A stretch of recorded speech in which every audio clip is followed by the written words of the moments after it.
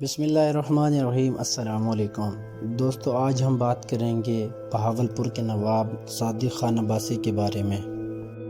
دوستو، نواب صادق بہاولپور کے 1907 سے لے کر 1966 تک نواب رہے۔ نواب صادق اپنے والد کے انتقال کے بعد صرف 3 سال کی عمر میں بہاولپور کے نواب بن گئے تھے۔ ان کے بڑے ہونے تک ایک کونسل نے بہاولپور ریاست کے امور انجام دیے۔ پاکستان وجود میں آنے کے بعد بہاولپور ریاست پاکستان میں شامل ہو گئی، لیکن ایک آزاد ریاست کی حیثیت سے کام کرتی رہی، جس کا اپنا خزانہ تھا اور اپنے امور خود چلاتے تھے۔ دوستو، یہ بات شاید کم ہی لوگوں کو پتہ ہے کہ نواب صادق کتنے سخی انسان تھے۔ پاکستان کے وجود میں آنے کے بعد انہوں نے پاکستان کی بے پناہ مدد کی۔ نواب صادق نے اس دور میں 7 کروڑ روپے پاکستان کے خزانے میں جمع کرائے۔ اس وقت یہ رقم بہت بڑی رقم تھی۔ اس کے علاوہ پاکستان کے تمام حکومتی ملازمین کی 1 ماہ کی تنخواہ ریاست آف بہاولپور نے ادا کی۔ انہوں نے اپنی ذاتی زمینیں بھی یونیورسٹی آف پنجاب اور کنگ ایڈورڈ کالج کو تحفے میں دے دی۔ نواب صادق قائد اعظم محمد علی جناح کے بہت قریبی دوست تھے۔ پاکستان بننے سے پہلے قائد اعظم محمد علی جناح بہاولپور تشریف لائے تو بہت پریشان تھے، تو نواب صادق نے انہیں کہا، جناب، آپ مسلمانوں کے لیے پاکستان بنانا چاہتے ہیں تو آپ میری ریاست بہاولپور کو پاکستان بنا لیں اور مسلمانوں کے لیے وقف کر دیں۔ نواب صادق اتنے سخی انسان تھے۔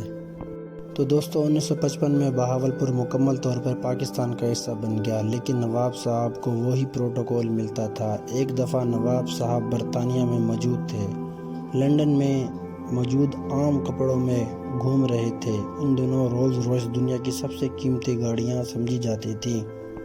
نواب صادق وہاں پر موجود رولز روائس کے شو روم میں چلے گئے اور رولز روائس کا ڈیزائن اور قیمت کے بارے میں پوچھنے لگے، لیکن نواب صاحب کے عام سے کپڑوں کو دیکھ کر وہاں پر موجود سیلز مین نے نواب صاحب کی بے عزتی کر دی۔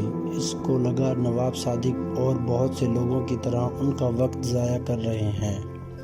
اسے نہیں پتا تھا اس کے سامنے نواب آف بہاولپور کھڑے ہیں۔ نواب صادق اس وقت تو کچھ نہیں کہا اور لندن میں موجود اپنے گھر واپس آ گئے۔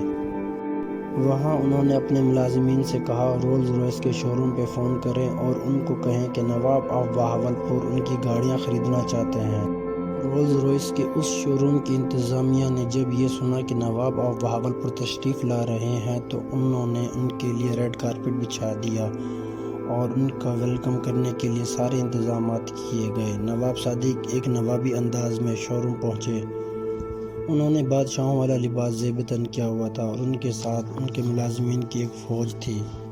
شو روم میں اس وقت 6 رولز روائس گاڑیاں موجود تھیں۔ نواب صادق نے وہ 6 کی 6 گاڑیاں خرید لی اور ان کو پاکستان بھیجنے کا آرڈر دے دیا۔ نواب صادق کے پاکستان پہنچنے کے کچھ عرصے بعد نواب صاحب کو 6 کی 6 گاڑیاں ڈیلیور کی گئیں، لیکن پھر نواب صادق نے وہ کیا جو کسی نے سوچا تک نہ ہوگا۔ نواب صاحب نے اپنی بے عزتی کا بدلہ لینے کے لیے اور رولز روائس کو سبق سکھانے کے لیے بہاولپور ریاست کے بلدیاتی محکمے کو حکم دیا کہ وہ ان 6 کی 6 قیمتی رولز روائس کو اپنے پاس رکھ لیں اور ان کے آگے جھاڑو اور موپ لگا کر ان سے شہر کی صفائی کا کام لیں۔ دنیا کی سب سے قیمتی اور ایگزیکٹو گاڑیاں بہاولپور میں کچرا اور کوڑا صاف اور اٹھانے کا کام شروع ہو گئی۔ یہ خبر پوری دنیا میں پھیل گئی اور رولز روائس کے لیے بہت بڑا دھچکا ثابت ہوئی۔